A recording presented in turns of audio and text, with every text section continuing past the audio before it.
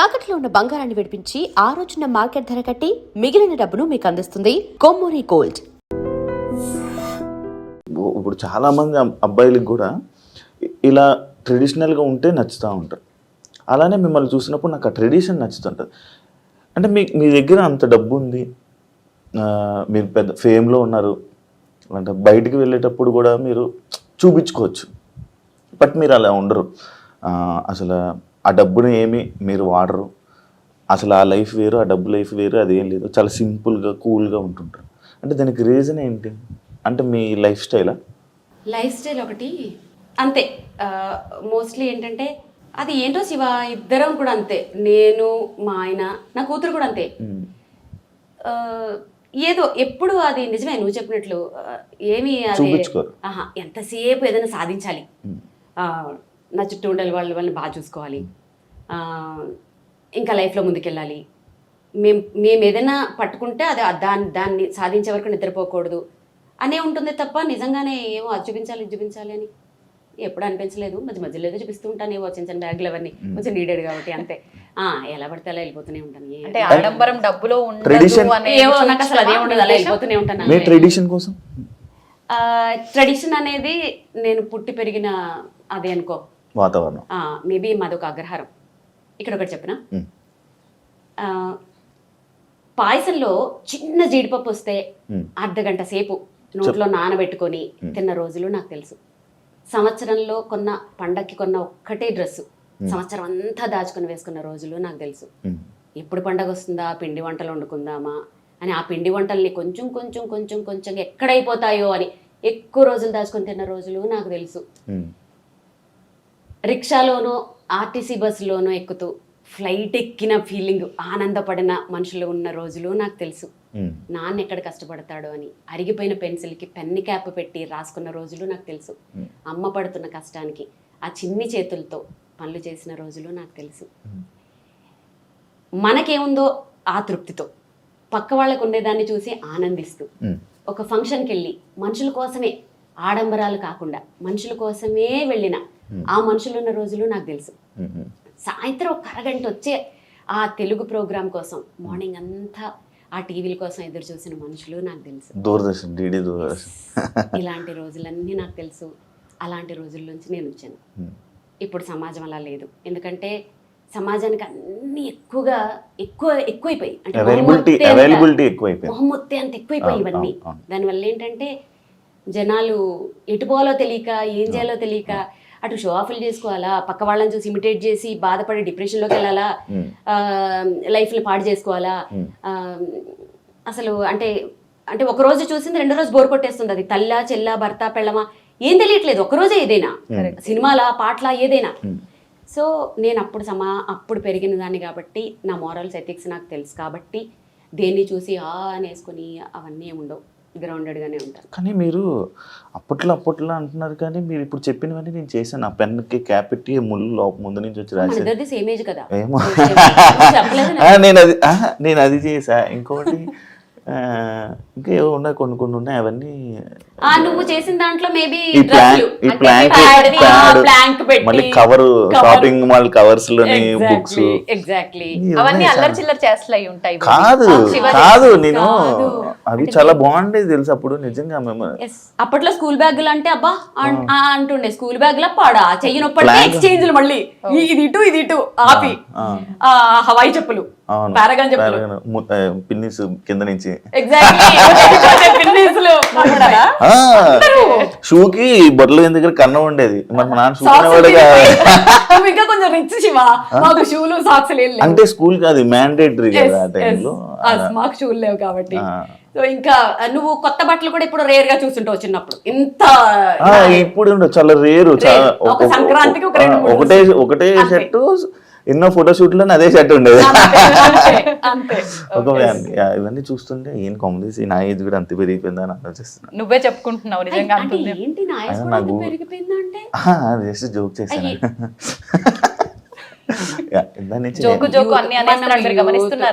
గమనిస్తున్నాను, వాళ్ళు కూడా గమనిస్తున్నారు. మనం యూత్ లేదు కాదు. ఇంకోటి మీరు ఎలా మెయింటైన్ చేస్తున్నారు కొంచెం చెప్పండి టిప్స్. అందం నిజంగా ఇది నేను అడగాలి. ఉత్తనే చెప్పేస్తారంటే ఫీజులు ఇస్తే చెప్తారు. కోర్స్ ఏమైనా ఉందా? ఇది ఇంకా కోర్స్ అయితే ఇంకా ఎక్కడ వినోద్ కోర్స్ పెడదాం వినోద్. ఓకేనా? మేము వీణా క్లాసెస్ కి మాత్రమే ఫీజులు ఇస్తాం, బ్యూటీ కోర్సెస్ కి ఇవ్వం. అబ్బా అసలు అదే డిమాండ్. అయితే చెప్పం సీక్రెట్. ఇప్పుడు దాంట్లోనే మనకి మన ఇలా మెయింటైన్ చేయడం అదే ఇంపార్టెంట్ తెలుసా. ఇప్పుడు చూడు నేను కానీ అవ్వట్లేదు శివ, ఇంటి మెయింటైన్ చేద్దామన్నా ఉన్నది చెప్తున్నాం.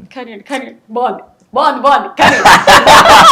ఉంటే కుళ్ళుకొని అంటుందేమోలే మీరు పొగడానికి. ఏంటి మీరు పద్దు గురించి చెప్తున్నారా? ఎవరైనా నన్ను పొగిడితే మా పద్దు పక్కన నుంచే అసలు అది వేస్తుంది నా మీద జోకులు, మీరు వెళ్ళిపోయిన తర్వాత వేస్తుంది, వాళ్ళకి తెలియదండి అని కుళ్ళుకుంటూ ఉండొచ్చు పక్క నుండి. మీరు పొగడండి శివ, మీరు పొగడండి. తప్పకుండా. అండ్ ఇంకోటి వీణ ఇది మీరు చేయించుకున్నదా కస్టమైజ్? ఇప్పుడు వీణల్లో నేను చెప్పాను ఈ 10 years లో నేను చేసింది ఎంతమంది చేశారో నాకు తెలీదు. ఫస్ట్ నా వరకు వచ్చే వరకు ఈ మేళము ఇప్పటికీ నాకు సెట్ అవ్వలేదు. ఈ షడ్జమం వరకే చేస్తే కరెక్ట్ గా చేస్తున్నారు అంతే. ఇక్కడి నుంచి అన్ని హెచ్చులే. దీన్ని చేయించడానికి ఎంత కష్టపడుతున్నానంటే ఇక్కడ వరకు పర్ఫెక్ట్ గా ఇప్పటి వరకు నాకు చేసిన వాళ్ళు కానీ నాకు ఇప్పటి వరకు సెట్ అవ్వలేదు. దీని మీద నేను ఎంత ఖర్చు పెట్టానంటే ట్యూనర్లు పెట్టి చేయించి అది పెట్టి కొంచెం ఒక మోస్తరుగా ఓకే. ఇది నేను ఎందుకు ఈ రాడ్ ప్లేట్ ఇది నేను ఇన్వెంట్ చేసిందే. ఇది ఎందుకు పెట్టానంటే ఫ్లైట్లో వెళ్ళేటప్పుడు ఈ వీణ అనుకో పెద్ద బాక్స్ వస్తుంది, అది లేడీస్ మొయ్యలేరు. ప్లస్ కొన్ని ATR ఫ్లైట్స్ లో ఏంటంటే ఆ లగేజ్ వేసుకోరు, అప్పుడు షోల్ ప్రాబ్లం అవుతుంది. దీనికి ఏంటంటే ఇది డిటాచబుల్, ఇది తీసేయచ్చు ఇది తీసేసి స్లిమ్ గా నేను ఇప్పుడు బాక్సులు తీసుకెళ్తుంటాను. అలా దానికి బాక్స్ చేయించుకున్నాను.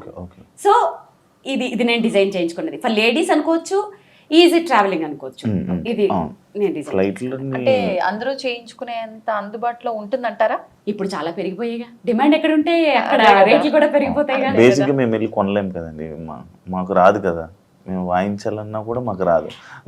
మేము దాని గురించి కూడా మాకు అసలు మనకి గురువు ముందు కూర్చొని రాదు అంటావేంటి? ఇప్పుడు నేర్చుకోవాలా నేను?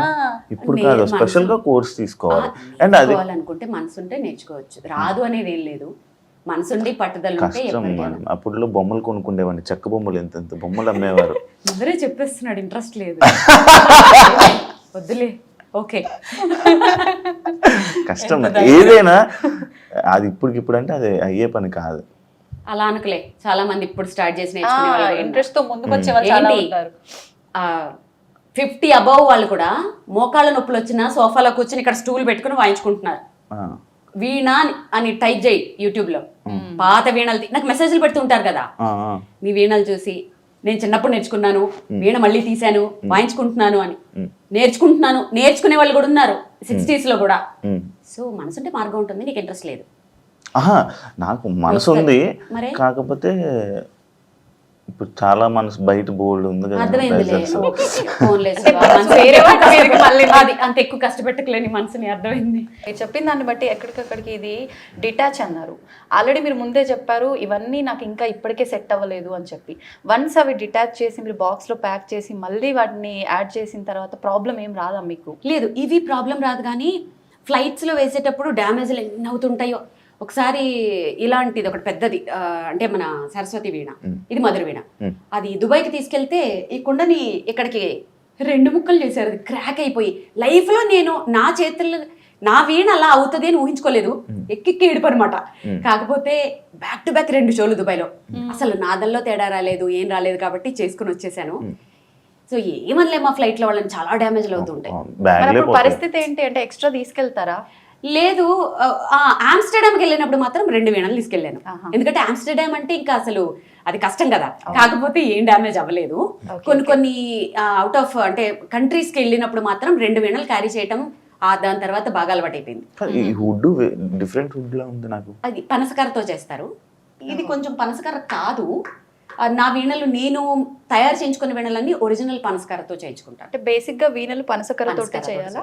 అయితే ఇప్పుడు మన పక్కన ఈ వీణ గురించి మాట్లాడుకుందాం ఒకసారి.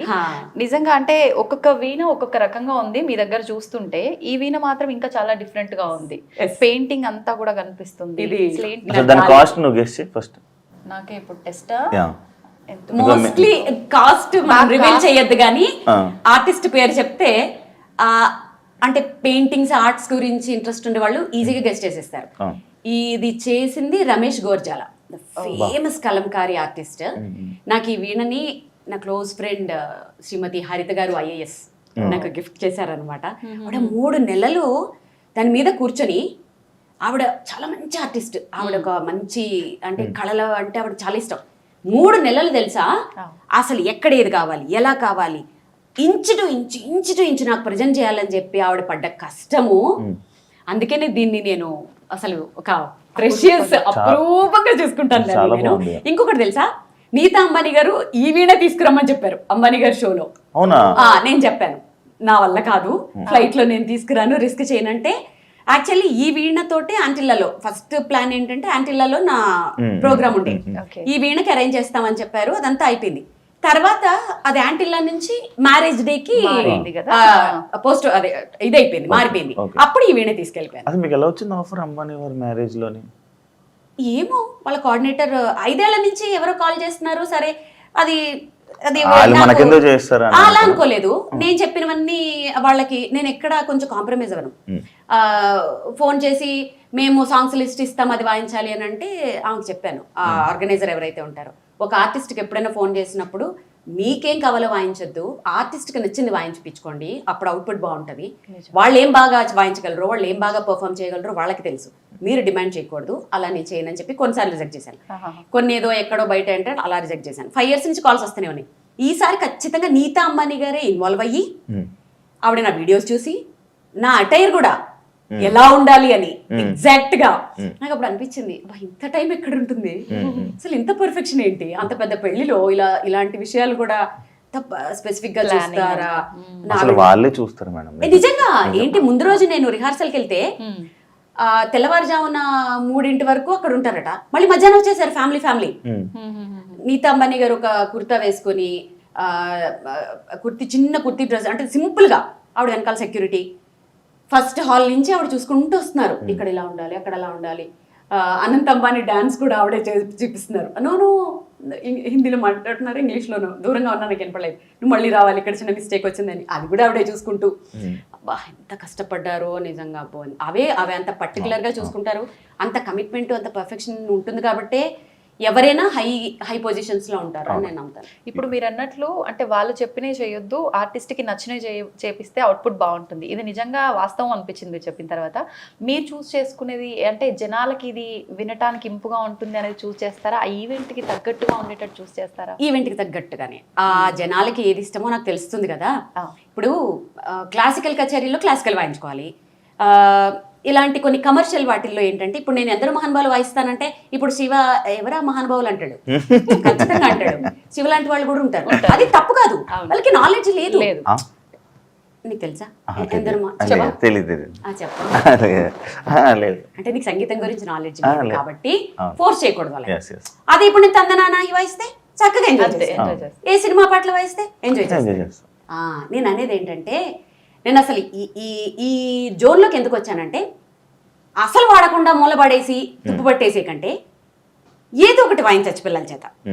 ఆ వీణని వాడండి, వాడితే ఇంట్లో అదొక సెంటిమెంట్ కూడా, సరస్వతి వైజ్ కూడా. దాన్ని ఏదో కొనేసామా అక్కడ పెట్టేసామా తీగలు తెగిపోయి మొత్తం బూజు పట్టిపోయి అలా కాకుండా ఏదైనా వాయించండి, ఏదైనా వాడండి. వాడడం ఈజ్ ఇంపార్టెంట్. సంగీతమే సంగీతం, దాంట్లో సినిమా పాటల సంగీతం నీచం, క్లాసికల్ అదమం, అది ఉత్తమం, ఇవన్నీ నాకు నచ్చవు. ఏ సంగీతమైనా సంగీతమే. ఓకే, సో నేను దానికి కట్టుబడి ఉంటాను. సో ఇప్పుడు చాలా మందిలో మార్పు వచ్చేసింది యాక్చువల్గా. ఇప్పుడు ఎవ్వరు మాట్లాడట్లేదు అలా, ఏది వాయించినా ఆడియన్స్ యాక్సెప్ట్ చేస్తున్నారు. ఈవెన్ దో క్లాసికల్ విద్వాంసులు కూడా యాక్సెప్ట్ చేస్తున్నారు. యాక్చువల్లీ ఇప్పుడున్న జనరేషన్ మొత్తం ఓల్డ్కి వెళ్తుంది అన్నమాట. ఎగ్జాక్ట్లీ. ఒకప్పుడు అవి మనం అన్ని వదిలేసి వచ్చాము, ఇప్పుడు మళ్ళీ అక్కడికి అది ఇంట్రెస్ట్ చూపిస్తున్నారు. ఎందుకంటే మనం రూట్స్ చూపించాలి. ఇప్పుడు దీంట్లో బ్యూటీ ఉంది, ఇలా దీంట్లో లైఫ్ ఉంది, దీంట్లో ఫేమ్ ఉంది అని మనం చూపిస్తే ఏమవుతుంది, ఓహో దీంట్లో ఇంత ఫేమ్ వచ్చింది కదా, మనం కూడా ఫేమస్ అయిపోవాలి, వీణ వాయించాలి. వీణ వాయించాలంటే ఫస్ట్ వాడు సినిమా పాటలు వాయించారు, వాళ్ళు క్లాసికల్ నేర్చుకోవాలి. సో బేసిక్ క్లాసికల్ వస్తుంది, క్లాసికల్ తర్వాత ఇది వస్తుంది, మొత్తానికి వాడికి ఏదో సంగీతం వస్తుంది. ఇంత మాట్లాడిన తర్వాత ఒక చిన్న స్వరం ఏదైనా వినాలనిపిస్తుంది.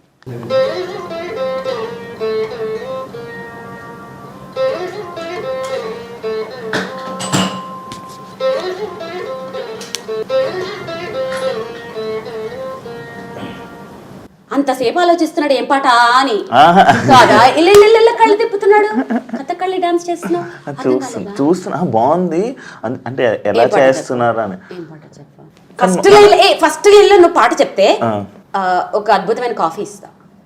కాదు ఇది తెలిసిన సాంగ్, తెలుగు సాంగ్. అదే పాట తెలిసిందే ఏంటో చెప్పు. వచ్చేస్తుంది శివ చెప్పు.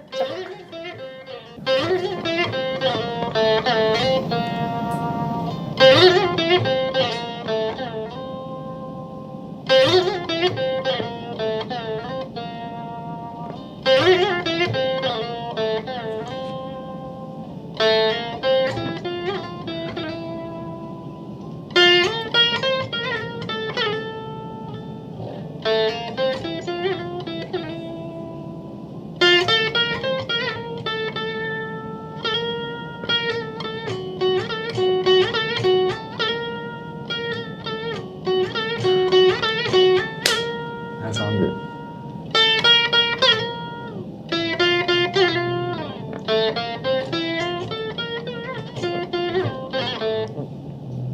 అమ్మ బాబోయ్ ఇప్పటికి కూడా వెలగలేదు శివకి. మీకేమైనా అర్థమైందా? వచ్చేసింది ఇది. చెప్పు. అది సాంగ్ రావట్లేదు, నోట్లో ఉంది. విజిత మనం వెళ్ళి కాఫీ తాగుదాం. యాక్చువల్లీ నీకు లేదు కాఫీ?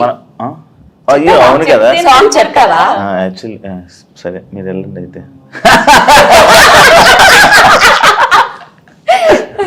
సరే.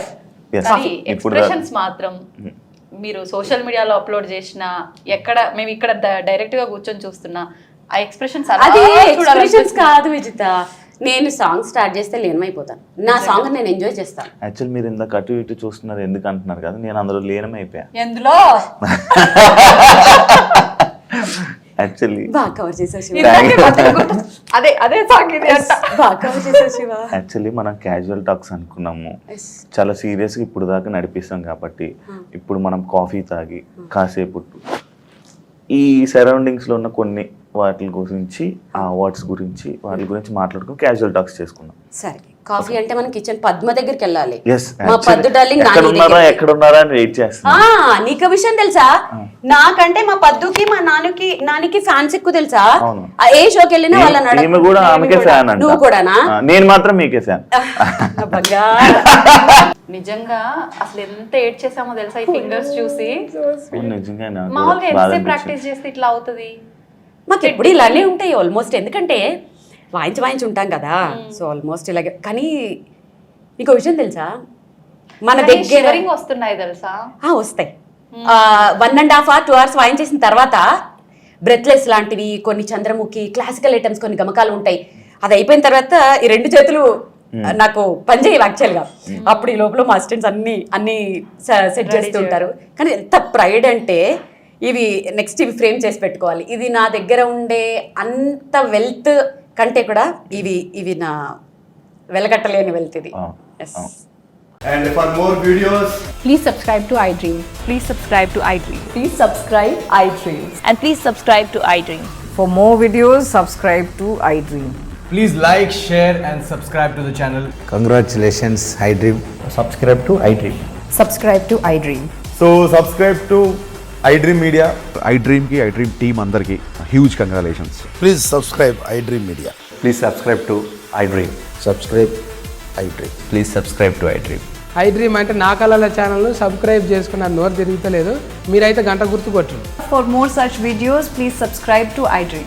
Subscribe to iDream. Please subscribe to iDream. Please subscribe iDream Media. Please do subscribe to iDream. Please subscribe to iDream Media. For best entertainment and information, please subscribe iDream. And don't forget to subscribe to iDream.